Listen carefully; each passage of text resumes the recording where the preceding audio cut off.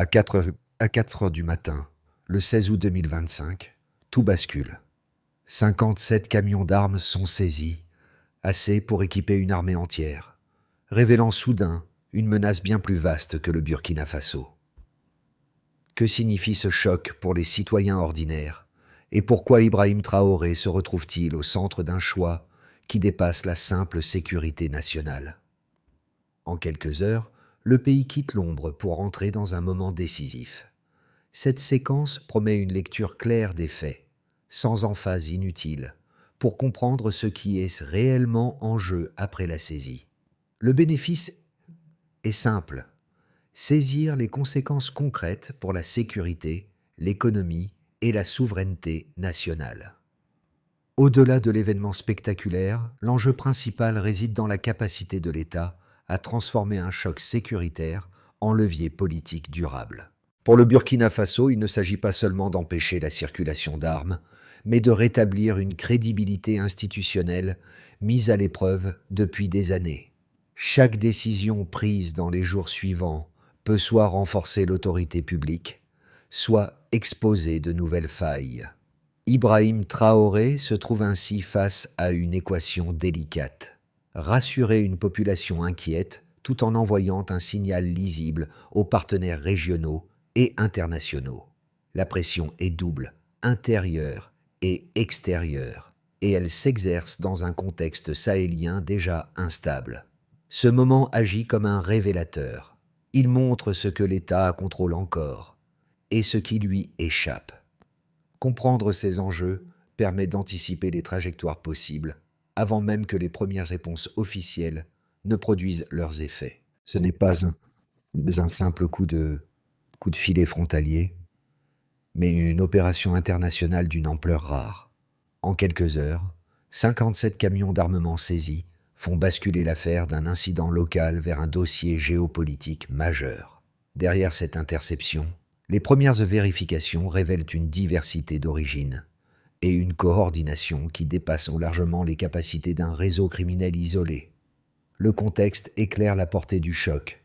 Le Burkina Faso évolue depuis des années dans un environnement sahélien fragilisé, marqué par des frontières poreuses, des groupes armés mobiles et des circuits logistiques transnationaux. L'interception survient précisément dans cette zone grise où se croisent trafics, rivalité d'influence et failles de gouvernance. Pour Ibrahim Traoré, la saisie agit comme un révélateur brutal. Elle expose à la fois une menace immédiate et une architecture clandestine patiemment construite. Les premières analyses techniques montrent des numéros de série provenant de plusieurs théâtres de conflit, indiquant des reventes successives et une chaîne d'approvisionnement éclatée. Ce détail, souvent négligé, change la lecture stratégique. Il suggère non seulement une destination finale régionale, mais aussi des relais financiers et logistiques hors du Sahel. L'enquête s'oriente alors vers des sociétés écrans, des calendriers synchronisés et des itinéraires conçus pour diluer les responsabilités. Dans ce cadre, la réaction institutionnelle devient centrale. Les autorités burkinabées déclenchent une enquête élargie, mobilisant renseignements, douanes et forces armées. Ibrahim Traoré choisit une ligne de communication mesurée, privilégiant la transparence factuelle pour éviter l'escalade tout en affirmant la souveraineté nationale. Ce choix n'est pas neutre.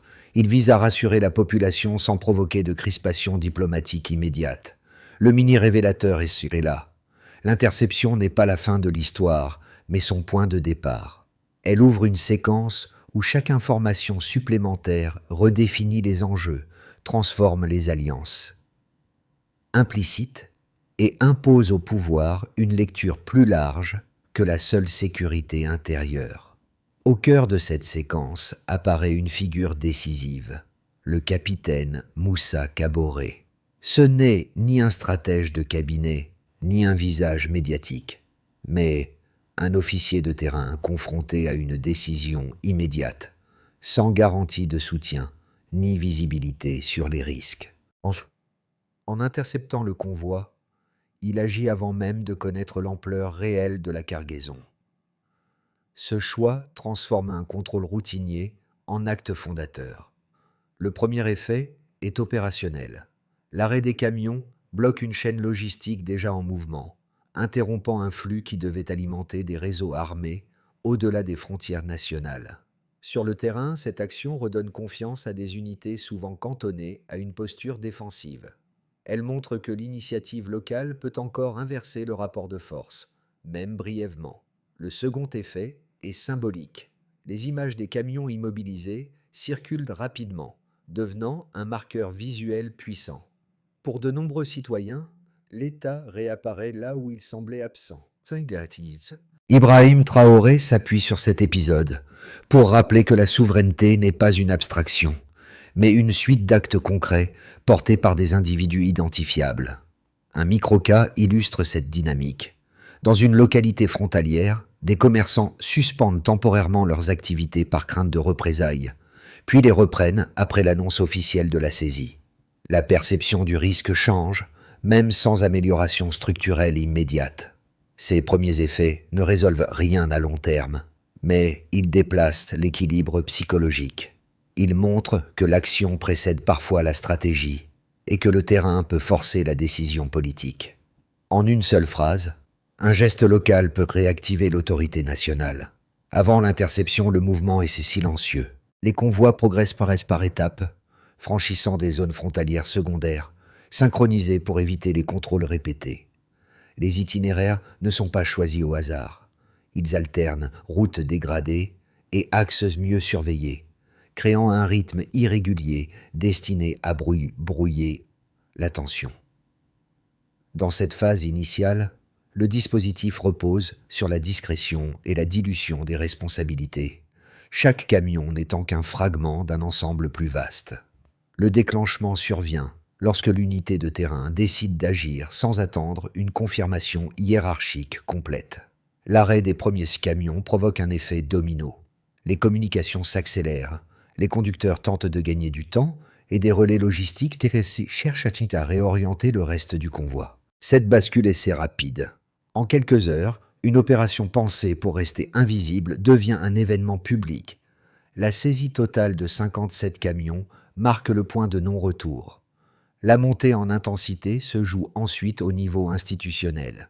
Les autorités confirment l'ampleur de la cargaison, sécurisent les zones de stockage et isolent les éléments matériels pour analyse. Les premières informations filtrent, volontairement partielles, afin d'éviter la panique tout en préparant l'opinion à des révélations plus lourdes. Ibrahim Traoré convoque alors un cercle restreint, privilégiant une lecture factuelle de la situation avant toute prise de parole publique. Cette temporalité maîtrisée contraste avec la vitesse des réseaux informels, déjà actifs. Le cœur de la séquence se situe dans les jours suivants. Les analyses techniques reliquent les armes à des circuits multiples, révélant une logistique planifiée sur plusieurs mois. Des documents saisis indiquent des financements fragmentés et des sociétés, écrans, suggérant une architecture conçue pour résister à un échec partiel. Chaque découverte ajoute une couche de complexité, transformant l'affaire en dossier transversal, mêlant sécurité, finance et diplomatie. Les répliques ne tardent pas. Sur le plan intérieur, la diffusion d'images et de chiffres renforce un sentiment de vigilance collective. Les forces de sécurité intensifient les contrôles, tandis que les autorités locales reçoivent des consignes de coordination renforcées. À l'extérieur, les réactions s'organisent. Certains partenaires appellent à la prudence, d'autres expriment un soutien politique discret. Cette diversité de réponses oblige le pouvoir à calibrer son message. Ferme sur la souveraineté, mesuré sur l'escalade.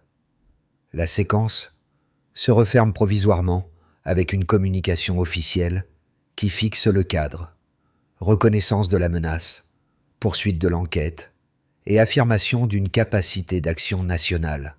Rien n'est encore résolu, mais le tempo a changé. L'événement initial a créé une ligne de temps claire, passant de l'ombre à l'exposition, puis à la consolidation. Ce passage impose désormais une question centrale. Comment transformer une interception spectaculaire en stratégie durable sans perdre l'initiative ? Avant l'enquête, la menace était perçue comme diffuse. Après les premières analyses, elle devient mesurable. Le passage d'une alerte abstraite à des volumes précis change radicalement l'évaluation stratégique. 3 indicateurs suffisent à déplacer le débat du registre politique vers celui de la capacité réelle de nuisance. Commençons par un premier repère chiffré. 25 000 fusils d'assaut de type AK-47 identifiés parmi les cargaisons. À eux seuls, ces fusils représentent un potentiel d'armement capable de soutenir des opérations prolongées sur plusieurs théâtres. Cela équivaut à équiper massivement des unités irrégulières sur une longue durée. La quantité indique une logique de projection, non une simple revente opportuniste. Elle suggère une anticipation des pertes, des rotations et une continuité d'approvisionnement. Vient ensuite un deuxième repère. 70 000 grenades stockées et conditionnées pour le transport. Ce volume dépasse largement les besoins d'une action ponctuelle. Ce stock permet des attaques répétées avec forte pression psychologique locale. Les grenades, par leur usage, signalent une intention de déstabilisation des zones civiles autant que des positions militaires. Leur présence modifie la lecture du risque pour les populations frontalières et urbaines. Enfin, un troisième repère s'impose. 700 millions de dollars retracés dans les circuits financiers liés à l'opération. Ce montant ne correspond pas aux capacités d'un réseau local autonome. Ce niveau de financement implique des acteurs internationaux et des structures sophistiquées. Les flux, fragmentés entre plusieurs juridictions, traduisent une volonté de dilution et de protection contre les enquêtes classiques. L'argent devient ici un indicateur plus révélateur que les armes elles-mêmes. Pris séparément, ces chiffres impressionnent. Ensemble, ils dessinent une architecture cohérente. Les volumes d'armes nécessitent des chaînes logistiques fiables. Les flux financiers indiquent des relais capables d'absorber des pertes. La combinaison des deux révèle une planification sur plusieurs mois. L'analyse balistique et comptable convergent vers une même conclusion. L'opération était conçue pour survivre à un échec partiel. Dans ce cadre, la lecture politique s'affine. Ibrahim Traoré ne fait plus face à une simple affaire de sécurité intérieure, mais à un dossier où la quantification impose des choix. La communication officielle s'appuie sur ces données pour justifier une réponse graduée, évitant la dramatisation tout en rendant visible l'ampleur réelle du risque. Les chiffres deviennent un outil de pédagogie stratégique. Il existe toutefois une limite à l'exercice. Les volumes saisis ne désignent rien des stocks déjà écoulés, ni des itinéraires alternatifs non interceptés. Cette zone d'ombre oblige à la prudence dans les annonces. Mais elle renforce aussi l'argument central. Si une fraction seulement de ces moyens a été stoppée, la vigilance doit s'inscrire dans la durée. La bascule est donc nette. Avant, la menace était soupçonnée. Après, elle est chiffrée, contextualisée et intégrée à une lecture régionale. Les nombres ne concluent pas l'enquête, mais ils verrouillent une certitude. L'épisode dépasse le fait divers et impose une réponse structurée, proportionnée et soutenable dans le temps. Une première lecture, largement partagée par certains analystes sécuritaires, considère la saisie comme la preuve d'un complot régional structuré. Selon cette thèse, le Burkina Faso n'aurait été qu'un maillon de transit dans une opération visant à alimenter durablement plusieurs foyers d'instabilité sahéliens. Les volumes saisis, la diversité des origines et la sophistication financière renforcent cet argument. Dans cette perspective, la réponse devrait être prioritairement collective. Coopération renforcée, partage de renseignements et alignement diplomatique pour traiter une menace qui dépasse les frontières nationales. Une seconde lecture adopte un angle radicalement différent. Elle interprète l'événement avant tout comme un test de souveraineté interne. Ici, l'essentiel ne réside pas dans l'architecture internationale du réseau, mais dans la capacité du Burkina Faso à agir seul, rapidement et sans injonction extérieure. Les partisans de cette approche estiment qu'une internationalisation excessive du dossier risquerait de diluer l'autorité nationale et d'exposer le pays à des pressions politiques incompatibles avec ses priorités internes. La saisie devient alors une démonstration de contrôle étatique, plus qu'un appel à l'aide. Ces deux positions semblent inconciliables, mais l'examen des faits nuance fortement l'opposition. Les chiffres montrent une opération trop vaste pour être purement locale, mais l'interception elle-même repose sur une décision nationale prise sur le terrain. Autrement dit, la dimension internationale de la menace n'annule pas la centralité de l'action interne, elle en accroît la responsabilité. Les données financières confirment ce point de bascule. Des flux de plusieurs centaines de millions de dollars impliquent des acteurs extérieurs, mais leur exposition n'aurait jamais été révélée sans une initiative locale décisive. La souveraineté ne se manifeste donc pas par l'isolement, mais par la capacité à choisir quand et comment coopérer. Dans cette zone intermédiaire, la posture d'Ibrahim Traoré prend sens. Elle combine affirmation de contrôle et ouverture conditionnelle. La stratégie implicite consiste à éviter deux écueils: nier l'ampleur transnationale du réseau ou déléguer entièrement la réponse à des partenaires extérieurs. Le débat se referme ainsi sur une conclusion factuelle. La saisie n'impose ni repli ni dépendance, mais une hiérarchisation des leviers. La solidité de la réponse ne se mesure pas à l'alignement idéologique, mais à l'adéquation entre menaces réelles et instruments mobilisés.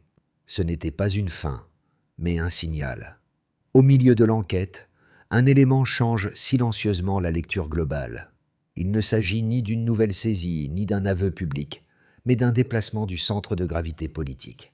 L'interception cesse d'être un événement exceptionnel pour devenir un test de continuité. À ce stade, l'attention ne porte plus sur ce qui a été stoppé, mais sur ce qui peut désormais être empêché. Ibrahim Traoré comprend alors que la véritable bataille ne se joue pas seulement contre un réseau clandestin, mais contre une temporalité. Une réponse ponctuelle rassure, une réponse soutenue redéfinit l'autorité. Ce moment marque le passage d'une logique réactive à une logique structurelle. L'enquête continue, mais elle n'est plus le moteur principal. Elle devient un levier parmi d'autres. Ce basculement se manifeste dans la coordination accrue entre institutions, dans la normalisation de contrôles renforcés et dans une communication plus sobre, moins événementielle. Le pouvoir cherche à éviter l'usure symbolique. Trop de dramatisation affaiblirait l'effet initial. Trop de silence créerait le doute. L'équilibre est fragile. La révélation centrale tient donc en une idée simple. La saisie n'a de valeur stratégique que si elle s'inscrit dans une durée maîtrisée. À partir de ce point médian, la question n'est plus « que s'est-il passé ?» mais « que devient l'État après cela ?» C'est ici que l'affaire cesse d'être conjoncturelle et commence à façonner le rapport de force à moyen terme. Les effets de la saisie ne se diffusent pas de manière uniforme. Ils se fragmentent selon les acteurs concernés, révélant des impacts différenciés mais interdépendants. Cette pluralité permet de mesurer la portée réelle de l'événement au-delà du registre symbolique. Pour l'État, la conséquence immédiate est un regain de crédibilité opérationnelle. La capacité à intercepter un convoi d'une telle ampleur, puis à en sécuriser l'exploitation judiciaire et politique, renforce l'autorité centrale. Ibrahim Traoré capitalise sur cette séquence pour affirmer un contrôle effectif, non seulement sur le territoire, mais aussi sur le récit public. Toutefois, cette crédibilité crée une attente. Chaque retard ou incohérence ultérieure serait désormais interprété comme un recul. L'État gagne en légitimité, mais perd le droit à l'improvisation. Pour les forces de sécurité, l'impact est à la fois moral et structurel. La réussite de l'interception agit comme un facteur de motivation interne, validant l'initiative de terrain. Elle justifie également une réallocation de moyens vers les zones frontalières jugées critiques. En revanche, cette exposition accrue augmente la pression opérationnelle. Les unités deviennent des cibles potentielles, et la nécessité de maintenir un niveau d'alerte élevé dans la durée pose un défi logistique et humain. Pour les acteurs économiques, les effets se sont ambivalents. À court terme, l'incident accroît la perception de risque. Certains investisseurs suspendent leurs engagements, redoutant une escalade sécuritaire ou des frictions diplomatiques. Mais en parallèle, un mouvement inverse s'observe. Les circuits économiques locaux se replient sur eux-mêmes. Les dépôts bancaires nationaux augmentent, traduisant une volonté de soutenir les institutions internes. Ce paradoxe souligne une dynamique de résilience contrainte, où la confiance externe baisse, tandis que la cohésion économique interne se renforce. Pour la population, la conséquence la plus tangible est psychologique. La peur diffuse, alimentée par des années d'insécurité, cède temporairement la place à un sentiment de fierté collective. Les images des camions saisis deviennent des repères visuels de résistance. Cependant, cet effet reste fragile. Il dépend de la capacité du pouvoir à transformer l'élan émotionnel en amélioration perceptible du quotidien. Sans retombées concrètes, la fierté peut rapidement se muer en désillusion. Ces 4 niveaux interagissent ainsi. La confiance populaire soutient l'État. L'État structure l'action sécuritaire. La stabilité sécuritaire conditionne l'activité économique. Ibrahim Traoré se trouve au centre de cette équation circulaire. La saisie a ouvert une fenêtre d'opportunité, mais elle a aussi resserré les marges d'erreur. La conséquence centrale est donc moins un résultat qu'un déplacement. L'événement a modifié les attentes, redéfini les seuils de tolérance et imposé une lecture plus exigeante de l'action publique. Ce n'est pas la fin d'une crise, mais l'entrée dans une phase où chaque décision pèse davantage, parce qu'elle est désormais comparée à un précédent spectaculaire. À horizon de 6 à 12 mois, l'évolution de la situation peut suivre 3 trajectoires distinctes. Aucune n'est prédéterminée. Chacune dépend d'enchaînements concrets, de décisions graduées et de signaux parfois discrets. Un premier scénario, celui de la stabilisation prudente, se dessine. Dans cette hypothèse, l'État consolide l'acquis sans rupture majeure.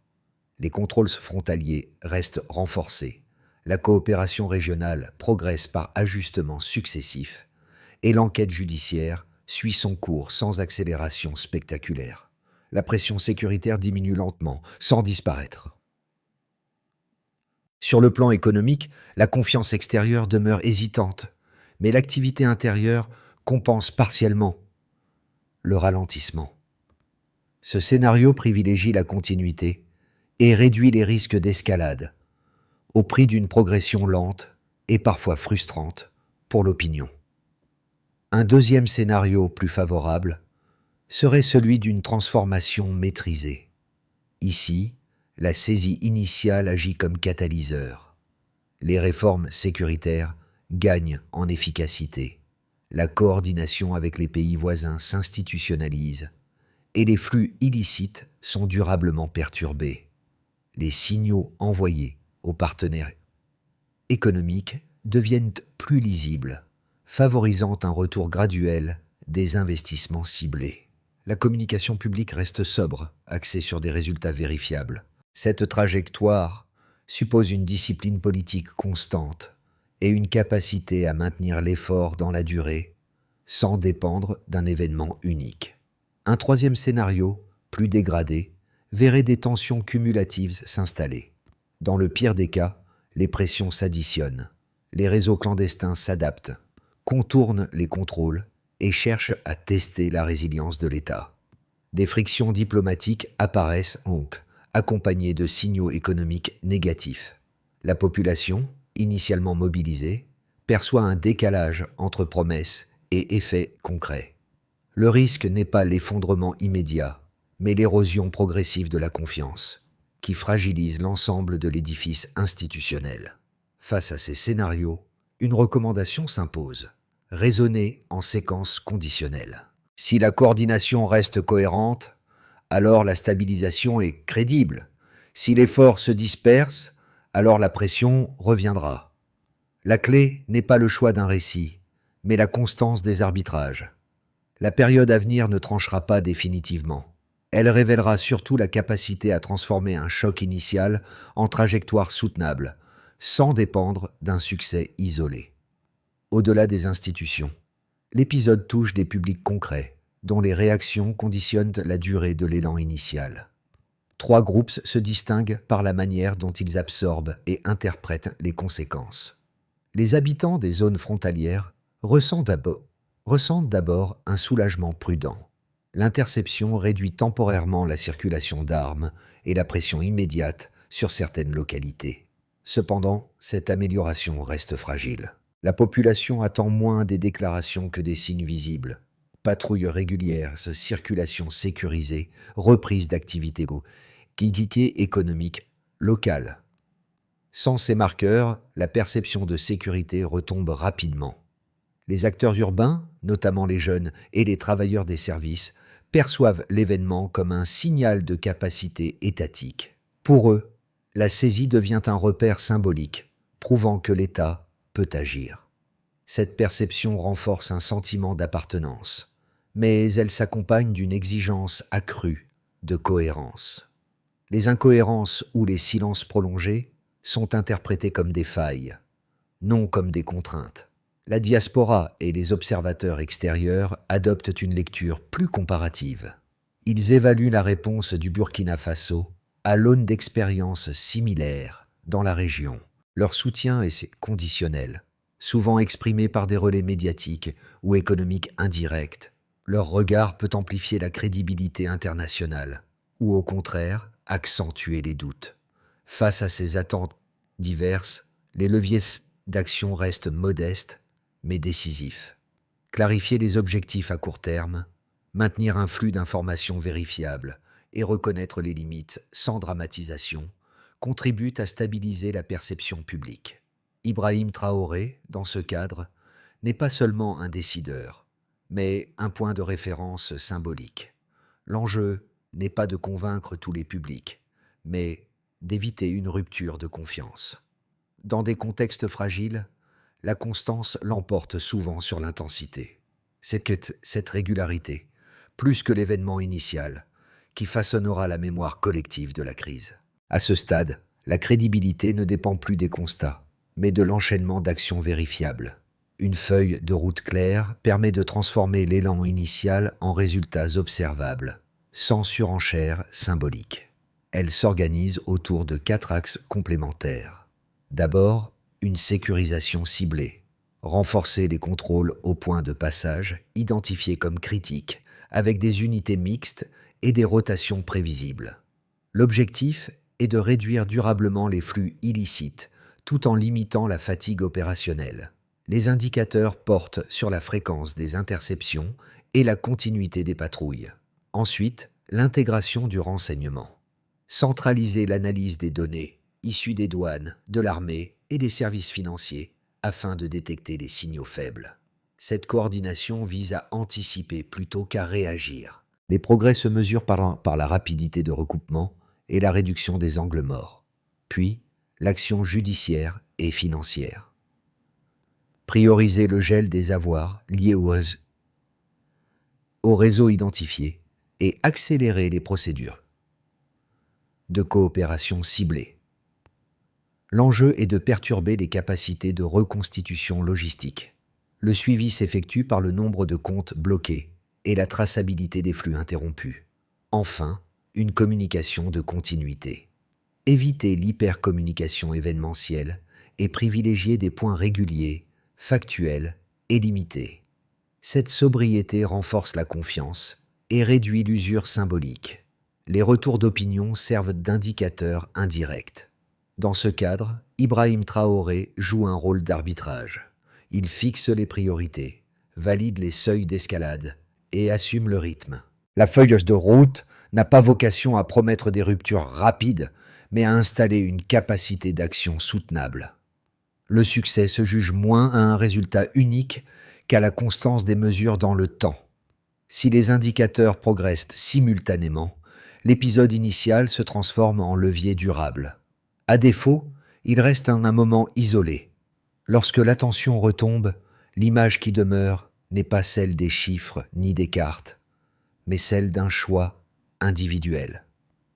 Le capitaine Moussa Kaboré, au bord d'une route poussiéreuse, décide d'arrêter un convoi sans mesurer toutes ses conséquences.